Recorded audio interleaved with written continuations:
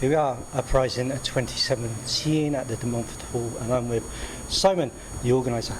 How are you? Yeah, I'm good, yeah. Excellent. Fantastic day. Yeah. Absolutely. 2 years running, beautiful sunshine. Yeah. So Uprising, obviously we're in the second year. Going up to the first year, where did the idea or the inspiration come from? I decided to take on the Metal to the Masters franchise, which obviously is run by Bloodstock Festival. Yeah. We'd played it previously and we'd won it and played Bloodstock. I then started to turn my hand to promoting. We were putting gigs on in Leicester. I decided I wanted to run the Metal to the Masters franchise. Needed a venue bigger than Firebug where we work from, and my now partner in Uprising said, well, let's just put it at De Montfort Hall. Yeah. So an iconic venue as well. Yeah, which obviously we needed more than 5 local bands fighting for a slot at Bloodstock to make it viable. So I pulled some favours in, did a bit of begging, put a lineup together, and that was the first Uprising. And here we are again. Brilliant. And of course, this year you got the Aftermath as well. Yeah, on the Sunday. Yeah. Tomorrow again, another phenomenal lineup. Yeah, we've got 15 bands at Firebug. We're building another stage downstairs, and it's really to get people to spend the weekend in Leicester. The aim is really to have 2 days here. I mean, this venue is just amazing. Yeah. So we're trying to get people into that frame of mind where they come Friday night, get the hotel. It's like a desert fest, but in Leicester. We've got 40 something bands playing over the weekend, and for the price of the ticket for this, you get the Friday, you get the Sunday, and you've got a whole weekend. Well, that's the thing, it's such a bargain on the ticket price as well. Yeah. If you look at some of the other 3-day festivals which sort of like go on, they charge sometimes anything up to in the hundreds of pounds as well. So yeah, you have to take into account the fact that people can't camp here. So a festival over a weekend with camping might be £100, whereas here we know people have to book a hotel to spend 3 days here. So there's £100 straight away, for 3 nights in a hotel. So we have to look at that when we look at pricing the event. But we also haven't got to police the campsite, and we haven't got those costs either. So our costs really are to cover this venue and the bands that are playing here. We're not trying to make any money. We're trying to make people happy. Yeah. So. And do you think with Uprising, and as the word starts spreading, it'll put Leicester on the map of the music scene? I think it has. I'd like to think it already has.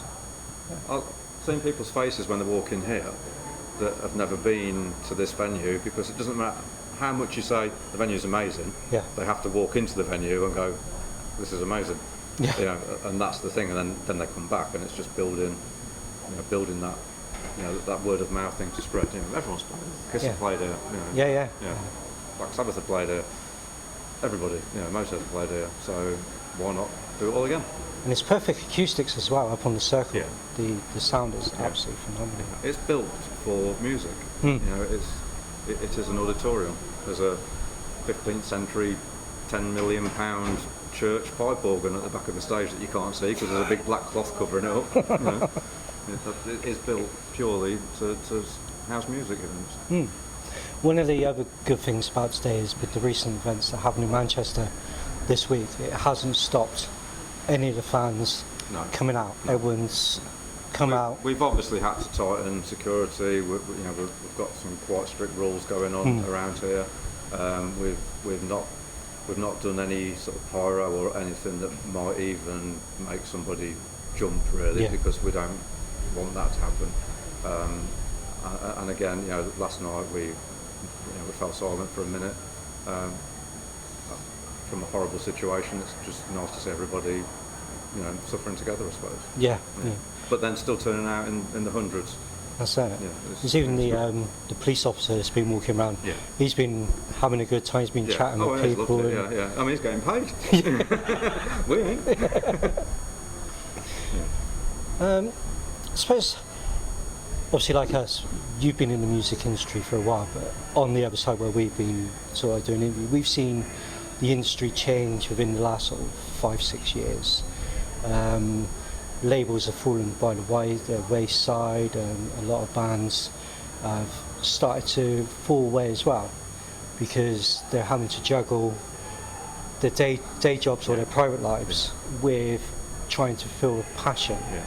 As a musician yourself, how do you keep going? What's your inspiration? I think any art form really it's never really about the money. So you sometimes need to get the best job you can to fund your passion in the best way that you can. I've got two passions. I've got my band and I've got my event. Yeah. You know, so it's probably doubly expensive, you know, for me. But you know, it beats playing golf.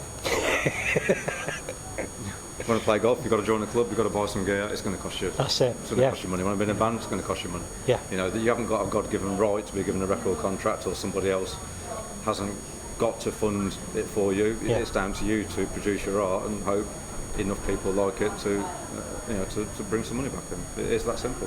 Thanks. You know, my son played football at a level that he could have played for England, but he never walked around saying, well, I want this much money because I'm brilliant. You've got to prove your worth for people to, you know, to come back and spend money on you. That's life. We here, you know, we've got our own ethos with this festival in that we do pay everybody because we see their value and we see their worth. A lot of them, we have to force that money on them because they're so used to doing everything and funding it all themselves that they're, you know, no, we want to play, we don't want any money. So I don't care if you don't want any money, you're having money because we've got a certain way we want this to work, and that is by, you know, paying everyone that plays it. Excellent. Because why shouldn't they get paid? Yeah. And as a musician, were you naturally gifted, or? I'm naturally ungifted. Or unnaturally ungifted. Yeah, I mean, I don't really say this very often on record, but I didn't start playing guitar till I was 40. Really? Yeah. And it was the other guitarist in my band that actually was my guitar teacher. And our band was put together really with him saying to me, well, you need to be in a band now. And you know, and we've gone on, we've played Bloodstock a couple of times. Yeah. You know, we've done some really nice stuff, and we've got some nice bookings, and we're recording our next album in August. Excellent. And you know, it's all come from me waking up one day and saying, well, I want to play guitar, and he's really good, I wonder if he'll teach me. So you never really know what's around the corner, do you? Yeah. You know, this 3 years ago, I would never have thought I'd be stood here now. Yeah. You know, with, I don't know, hundreds and hundreds of people in there. Yeah. You know, all off the back of a conversation with the bloke who owns Firebug. It's just sometimes you just have these conversations and you just have to have the balls to see it through. Yeah. Probably. Go with it. Yeah. Go with it. But I know you're extremely busy. Your radio's about to go off as well. But thank you for taking 5 minutes out. You're welcome. And thank you for the invite to UPRISING. And we will definitely be back next year. Excellent. Thank you very much. Thank you.